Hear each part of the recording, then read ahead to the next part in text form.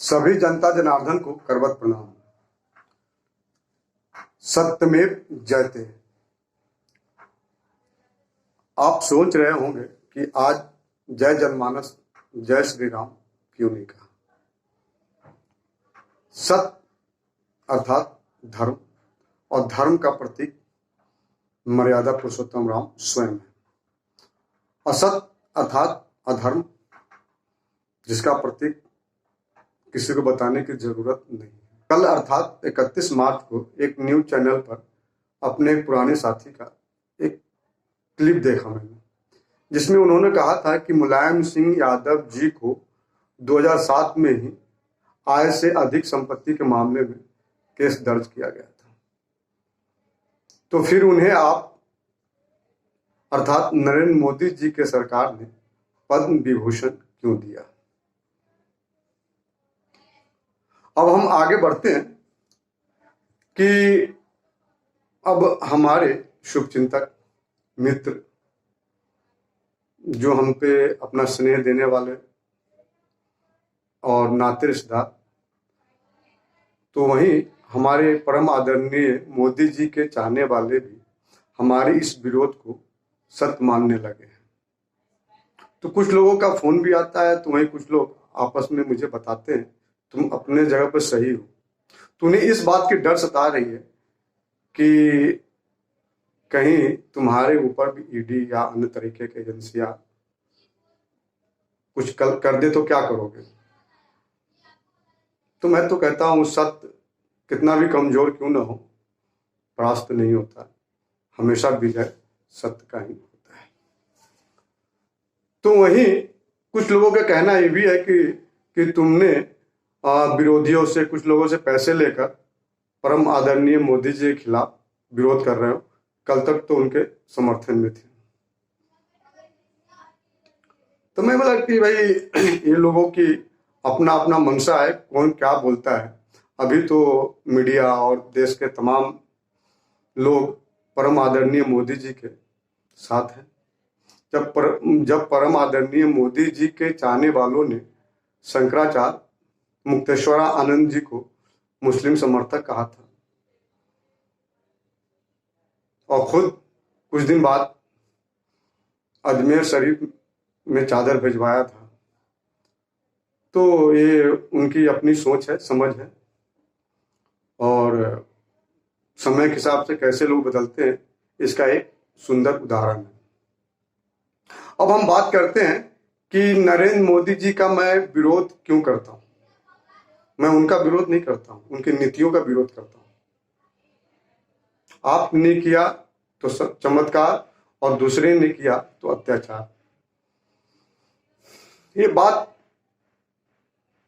कुछ समय पहले की है, मैं शुरुआत करता हूं। हमने तो अपने चाहने वालों को, अपने पार्टियों को बहुत समर्थन किया, सरकारें बचाई।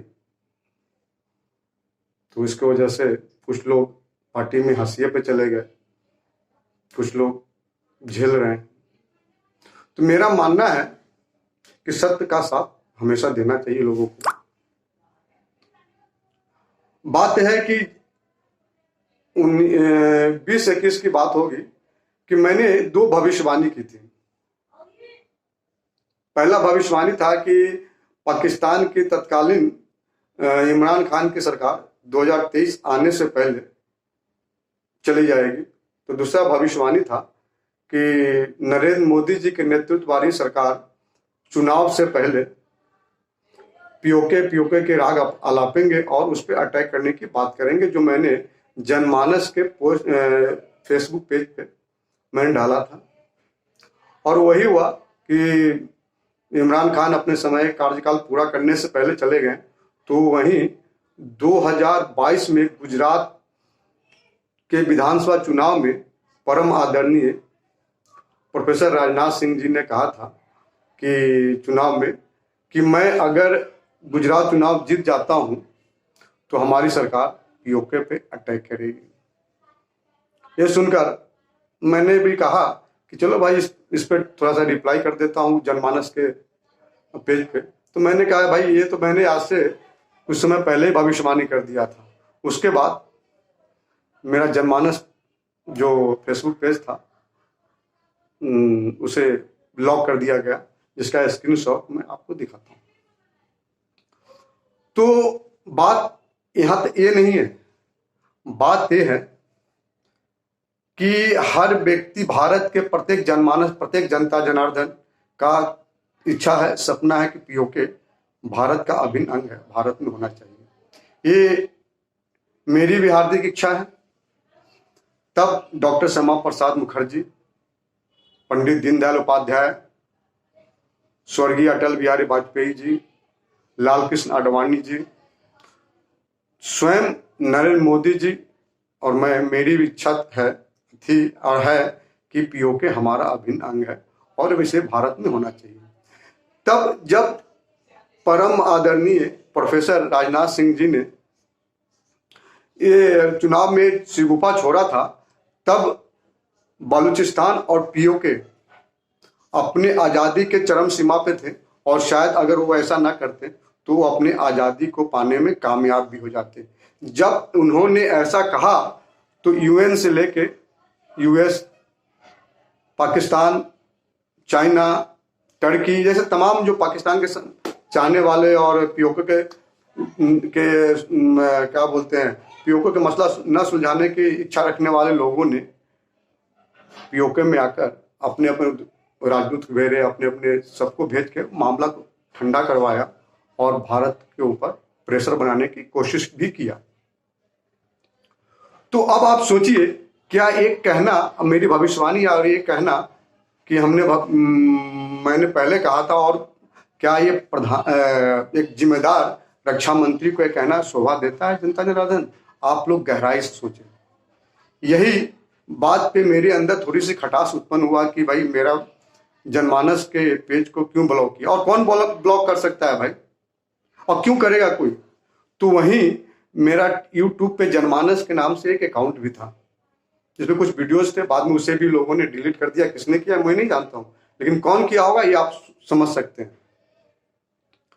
फिर भी हम अपने चाहने वालों को फिर भी बीच बीच में बचाव करता रहा, सलाह देता रहा। अब ये बताएं, क्या मैंने गलत किया? क्या रास्ता दिखाना गलत है? क्या आप नहीं चाहते जनता जनार्दन की पीओके भारत का अभिन्न अंग है और भारत में होना चाहिए? ऐसा करने और जो लोगों ने इसके आज़ादी के लड़ाई में खलल डाला उसके खिलाफ क्या एक्शन नहीं होना चाहिए? क्या उन्हें पद मुक्त नहीं कर देना चाहिए या किसी अन्य महकमे में भेज देना चाहिए? आप निर्णय ले, गहराई से सोचे। एक सोचनीय वाली बात है कि देश के साथ इतना बड़ा अपमान, इसका अर्थ तो यही होता है कि ये लोग देश नहीं, इन्होंने सत्ता की भूखे हैं। विश्व के सबसे बड़े लोकतंत्र के महापर्व में अपना निर्णय गहराई से सोच समझ कर दे, और मैंने जो कहा उस पर भी ध्यान दे। क्या पीओके भारत का अभिन्न अंग नहीं है? तो अभी कुछ समय पहले, 2-3 दिन पहले की बात है, शायद परम आदरणीय प्रोफेसर राजनाथ सिंह जी को किसी ने एडवाइस दिया होगा या उनके अंदर की भावना जागृत हुई होगी, तो उन्होंने कहा था नहीं, हम पीओके के ऊपर आक्रमण नहीं करेंगे, हथियार से पीओके क्या हम नहीं करेंगे, हम स्वयं ऐसे कुछ करके हम पीओके के अपने अंदर मिलाएंगे। इसे क्या कहेंगे, मम त्वाम शरणम गच्छामि। तो जनता जनार्दन गहराई सोचे और निर्णय ले। सत्यमेव जयते। और मैं तो सिर्फ उन कुछ लोगों ने तो मुझे राज्यसभा या राज्यपाल तक के मेरे ऊपर चर्चा करने लगे थे कि इनसे पद दिया जाए, लेकिन जब मुझे मालूम चला तो मैंने खुद ही अब सोशल मीडिया के माध्यम से हाथ जोड़ लिया कि नहीं, मुझे नहीं चाहिए। और मैं बिहार के प्रति, अपने गृहराज के प्रति जिम्मेदार हूँ, वचनबद्ध। मेरे मन में जो खटास है वही व्यक्त कर रहा हूँ। आज तो यही विरोध का कारण है। खैर जो भी हो देखा जाएगा। तो वही बात रही संविधान की, तो मुझे याद आ रहा है तब ये बात 2001 या 2 की होगी। तब उस समय सत्ता में हमारे परम आदरणीय अटल बिहारी वाजपेयी जी प्रधानमंत्री थे और डॉक्टर KR नारायणन तब देश के राष्ट्रपति थे। तब उस समय एक सांकेतिक दोनों में थोड़ी सी बहस हुई थी कि आदरणीय अटल बिहारी वाजपेयी जी कह रहे थे कि कहना था, सोचना था कि भाई संविधान को थोड़ा अपग्रेड होना चाहिए।